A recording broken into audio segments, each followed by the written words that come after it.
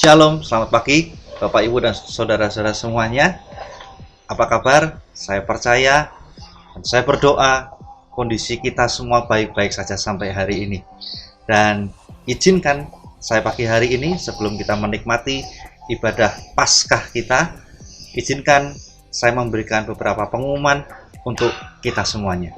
Yang pertama, untuk Bapak Ibu dan Saudara yang rindu memberikan persembahan misi, Bapak Ibu dan Saudara-saudara semuanya bisa menghubungi Anto di 0823 9511 1704 dan Ibu Hesti di 0812 8063 4418. Mereka akan bertugas mengumpulkan persembahan misi Bapak Ibu dan saudara-saudara semuanya.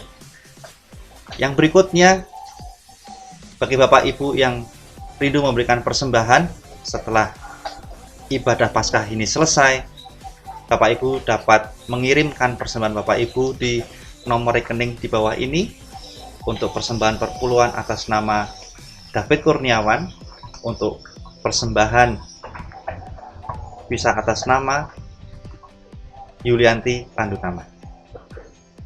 Saya kira itu pengumuman dari kami untuk Bapak Ibu dan saudara-saudara semuanya. Selamat Paskah, selamat menikmati ibadah pada pagi hari ini. Tuhan Yesus memberkati.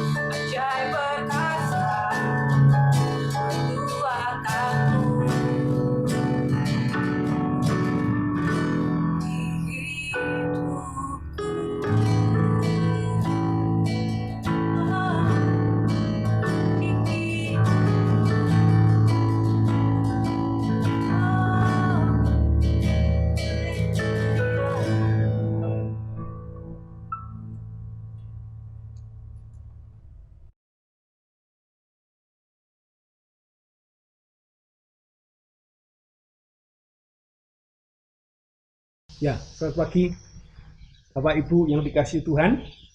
Kita berjumpa lagi ya. Meskipun ya, tidak langsung, tetapi pada pagi hari ini saya akan membagikan sesuatu yang sangat penting yang berhubungan dengan Hari Raya Paskah. Kalau kita melihat bahwa mungkin ada hari raya lain, hari raya Natal atau mungkin hari raya yang lain, itu boleh dikatakan saya tidak mengatakan harus diabaikan, tetapi kalau tidak dirayakan pun sebenarnya tidak masalah. Tetapi yang sangat penting adalah ketika kita tidak merayakan Paskah. Sebab Paskah itu adalah hari raya yang sangat amat penting. Karena apa? Menyangkut dua hal. Yang pertama adalah kematian Yesus di atas kayu salib. Dan peristiwa yang kedua adalah kebangkitan Yesus di atas kayu salib. Itu penting dan perlu dirayakan. Sebab kalau Natal kan banyak kontroversi yang mengatakan bahwa tidak lahir 25, ada yang bangsa Mesir itu merayakannya 7 Februari. Jadi tidak jelas. Tapi Paskah, Bapak Ibu, saya minta bahwa di dalam kata Paskah, Passover, itu ada sesuatu yang sangat penting. Dan ini berisi pesan Tuhan yang sangat luar biasa. Nah, makanya pada pagi hari ini, sebenarnya kalau kita berbicara Paskah, bisa atau tidak bisa, suka atau tidak suka, tidak bisa dipisah antara kematian, kemudian kebangkitan. Jadi itu jadi satu paket, Bapak Ibu. Nah, oleh karena itu, saya ingin bacakan firman Tuhan yang berhubungan dengan itu, diambil dari Roma pasal yang ke-6, ayat yang ke-5. Yang demikian bunyi firman Tuhan. Sebab jika kita telah menjadi satu dengan apa yang sama dengan kematiannya, kita juga akan menjadi satu dengan apa yang sama dengan kebangkitannya. Jadi saya ulang sekali lagi. Jadi sebab jika kita telah menjadi satu, jadi satu. Ya, ini ada dua kata yang sangat penting. Dengan apa yang sama dengan kematiannya, kita juga akan menjadi satu dengan apa yang sama dengan kebangkitannya. Jadi ini dua peristiwa besar. Yang pertama, menjadi satu dengan kematiannya. Nah, kita bahas sedikit di situ tentang kematiannya. Jadi dengan matinya Yesus di atas kayu salib, itu ada dua peristiwa yang sangat amat luar biasa. Saya ingin tunjukkan. Mari kita buka dulu di dalam kitab Mazmur pasal 116 ayat 15. Ya, kitab Mazmur 116 ayat 15. Di situ tertulis begini. 15. Berharga di mata Tuhan kematian seorang yang dikasihinya. Perhatikan baik-baik. Berharga di mata Tuhan kematian seorang yang dikasihinya. Jadi kalau seseorang yang di kitab Mazmur itu ditulis mati, ya, itu tuh ada harganya. Jadi berharga di mata Tuhan. Nah, kalau saya bandingkan apalagi dengan kematian Tuhan Yesus di atas kayu salib, itu sangat berarti besar, berharga di mata Bapaknya. Oleh karena itu, kematian Tuhan Yesus itu sama dengan mencabut kekuatan maut. Jadi maut itu hilang sengatnya. Maut itu hancur oleh kuasa Tuhan Yesus dengan kematiannya. Jadi dengan matinya Yesus di atas kayu salib, itu ada satu kekuatan yang merubah dunia ini, sehingga iblis benar-benar ditelanjangi, iblis ompong. Sehingga firman Tuhan berkata, mengaum-ngaum seperti itu, cuma ngaum-ngaum aja, dia tidak bisa gigit. Karena apa? Gigitnya sudah ompong. Dengan kematian Yesus di atas kayu salib, Bapak Ibu ingat, itu menjadi satu di dalam hidup kita. Ya, jadi kematian Yesus di atas kayu salib, penebusan Yesus di atas kayu salib, itu merupakan kekuatan atau anugerah yang besar, yang berharga di mata Allah.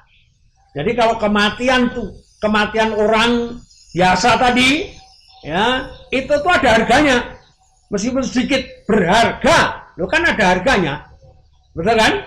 Berharga di mata Tuhan. Kematian semua orang yang dikasihinya ada harganya meskipun sedikit. Oleh karena itu saya bandingkan dengan kematian Yesus di atas kayu salib, itu berharga luar biasa di mata Bapaknya.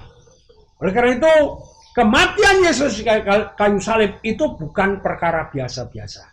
Anda boleh merayakan tentang hari raya yang lain, tetapi saya pengen menitik beratkan hari ini, rayakan Paskah itu dengan hati. Ya, jadi kematian Yesus di atas kayu salib itu dipersiapkan oleh Bapaknya jauh hari. Ya, jadi itu memerlukan persiapan. Jadi perayaan kematian atau kebangkitan Tuhan Yesus itu memerlukan persiapan.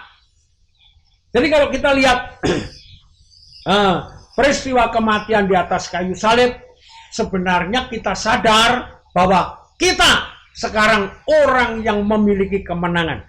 Karena maut sengatnya sudah dihancurkan oleh Tuhan. Sehingga dia tinggal ngaum-ngaum saja. Oleh karena itu tidak perlu Anda takut. Jadi Anda hari ini perlu bersukacita karena dengan kematian Yesus di atas kayu salib itu sebenarnya adalah kemenangan mutlak buat kita. Itu yang pertama, tentang kematian. Kemudian firman Tuhan berkata di dalam Roma pasal yang ke-6, kita kembali ke sana, ya, Roma pasal yang ke-6. Di sana dituliskan apa?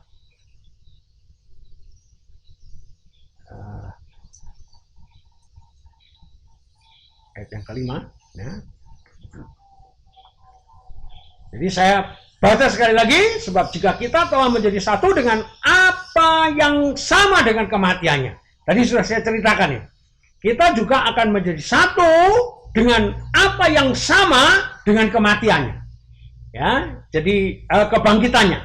Jadi ada dua peristiwa, satu kematiannya itu mematahkan maut dan mencabut sengatnya.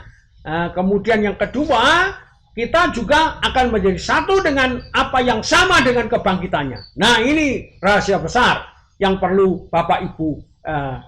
Jadi kalau Anda di kematiannya itu sudah memperoleh kemenangan yang demikian gilang gemilang, sekarang kebangkitannya. Apa yang dilakukan oleh Tuhan Yesus ketika kita menyatu dengan kebangkitannya? Nah, kalau tadi kita menyatu dengan kematiannya, mencabut sengat si maut, mencabut sengat dosa, mencabut sesuatu yang mestinya berkuasa mendikte kita, jadi apa? Jadi tidak berarti lagi. Jadi kita dikuasai oleh Tuhan Yesus. Nah sekarang kalau kita berbicara tentang kebangkitannya, kita berbicara tentang satu hal yang banyak tidak disadari oleh orang-orang Kristen. Makanya yang pertama saya garis bawahi bahwa menjadi satu. Artinya menjadi satu itu ditulis dua kali di sini. Itu berbicara tentang sesuatu pesan yang penting. Jadi menjadi satu itu artinya bukan sekedar ditempelkan. Ya kayak dilem, dua kertas dilem. Bukan itu yang dimaksudkan Bapak Ibu Saudara. Yang dimaksudkan dengan menjadi satu itu artinya terjalin. Jadi terjalin itu tuh saling memasuki. Jadi tidak bisa dilepas lagi. Sehingga kehidupan kita itu benar-benar terjalin dengan kehidupan Tuhan Yesus. Jadi jangan salah Bapak Ibu, kalau kita dilem ya atau tidak terjalin, itu artinya kita bisa lepas waktu-waktu, ya bisa seenaknya sendiri. Tapi kalau terjalin, itu berisi tentang komitmen, berisi tentang segala sesuatu yang menuju kebaikan di dalam Yesus Kristus Tuhan. Ini berbicara tentang menjadi satu. Jadi menjadi satu dengan kematiannya, itu sudah saya jelaskan tadi. Kemudian yang menjadi satu dengan kebangkitannya, ini yang penting, yang perlu Bapak Ibu miliki. Jadi satu sama dengan kematiannya, itu kita tidak perlu takut. Ya, jadi ketakutan, kecemasan, tuduhan-tuduhan intimidasi, ya, bahwa kita berdosa dan lain sebagainya, itu sudah dihapuskan. Mari kita sekarang berbicara yang kedua tentang kebangkitannya. Nah, kebangkitannya itu tuh sebenarnya berbicara tentang kita lihat di Roma 8 ya, ayat 17. Roma 8 ayat 17. Saya akan bacakan supaya Bapak Ibu ngerti betul bahwa dua peristiwa besar itu sangat-sangat luar biasa. Nah, saya tadi sudah jelaskan tentang terjalin. Nah, Roma 8 ayat 16. Roh itu bersaksi bersama-sama dengan roh kita bahwa kita adalah anak-anak Allah. Ya, jadi roh itu terjalin bersama dengan roh kita, ya. Komitmen, ada ada ikatan yang luar biasa, dan itu akan memberikan kesaksian. Jadi roh itu bersaksi bersama-sama dengan roh kita bahwa kita adalah anak-anak Allah. Dan 17, dan jika kita adalah anak-anak, maka kita juga adalah ahli waris. Ya, ahli waris. Maksudnya orang yang berhak menerima janji-janji Allah. Jangan lupa itu. Jadi peristiwa terjalin itu tuh ternyata ada kronologisnya yang berisi tentang kebangkitan. Nah, saudaraku yang dikasihi Tuhan, Bapak Ibu, ya, bersama-sama dengan Kristus, yaitu jika kita menderita bersama-sama dengan Dia, supaya kita juga dipermuliakan bersama-sama dengan Dia. Jadi tujuan dari penyatuan itu adalah kemuliaan. Tujuan dari keterjalinan itu adalah kemuliaan Allah. Ya, jangan lupa itu urut-urutannya, kira-kira bisa menjadi satu dengan kebangkitannya. Kemudian ada peristiwa yang penting yang berikutnya. Apa sebenarnya janji Tuhan setelah kematian Tuhan Yesus? Nah, ini orang yang tidak pernah ingat. Makanya ini satu kali peristiwa ini, dan ini merupakan satu kekuatan yang diberikan kepada kita ahli waris untuk bersaksi. Yaitu apa? Maka kita juga adalah ahli waris, ya. Jadi ahli waris yang berhak menerima janji-janji Allah. Nah, ini dua hal penting. Apa janji Tuhan? Saudaraku, kita bisa lihat di Kisah Rasul 1 ayat 8. Kisah Rasul 1 ya, ayat 8 yang demikian bunyinya. Nah, ini janjinya, janji Tuhan. Tetapi kamu akan menerima kuasa. Janji Tuhan menerima kuasa. Kalau Roh Kudus turun ke atas kamu dan kamu akan menjadi saksiku. Nah, jadi saksi.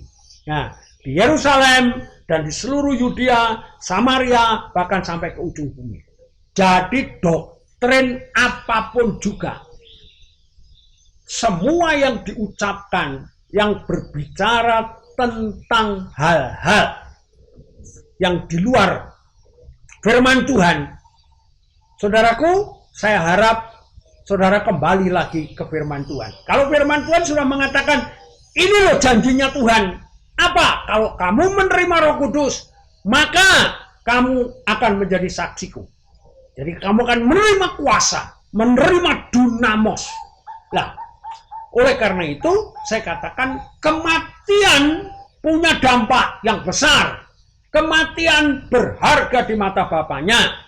Kebangkitan itu memiliki sesuatu yang besar yang berisi janji Allah, yaitu kuasa.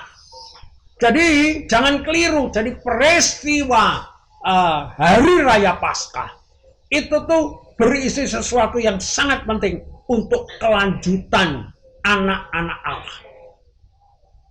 Itu Bapak, Ibu, Saudara yang dikasihi Tuhan. Jadi pesan Paskah, jangan lupa bahwa kita itu diberi janji-janji, janji mutlak yang dimiliki oleh anak-anak Allah. Jadi dengan kamu menerima kuasa, maka kamu bisa melakukan banyak hal. Jadi sejak peristiwa Kisah Rasul 1:8 itu Bapak Ibu bisa lihat kelanjutan dari semuanya itu, mereka itu mendemonstrasikan kuasa Allah. Jangan lupa, jadi kalau hari ini kita berdoa untuk minta bangsa ini diselamatkan, Tuhan mendengar. Kalau hari ini Anda minta COVID itu enyah dari muka bumi, itu akan dilaksanakan. Jadi segala sesuatu yang berhubungan dengan sesuatu yang kayaknya tidak mungkin, itu bisa mungkin. Karena apa? Itu janji yang diberikan oleh Tuhan kepada setiap kita. Oleh karena itu, kesampingkan seluruh doktrin, mari kita masuk di dalam peristiwa yang luar biasa. Ini satu kali, tapi kegerakan ini tidak bisa dibendung oleh apapun juga. Saya katakan tidak bisa dibendung oleh apapun juga. Ini berjalan dan kekuatannya semakin hari semakin besar. Jadi Bapak Ibu tidak perlu takut. Ya, Bapak Ibu perlu melangkah untuk memberitakan kebenaran firman Tuhan yang disertai dengan kuasa. Ya, jadi peristiwanya itu bukan 2000 tahun yang lalu atau berapa ribu tahun yang lalu itu terjadi hari ini, tidak. Oh, salah. Justru hari ini kegerakan ini semakin besar dan tidak bisa dibendung oleh apapun juga. Ya, ini luar biasa. Jadi ini kira-kira pesan Paskah yang pengen saya sampaikan kepada Bapak Ibu yang dikasih oleh Tuhan Yesus. Ya, selamat Paskah, Tuhan memberkati. Amin.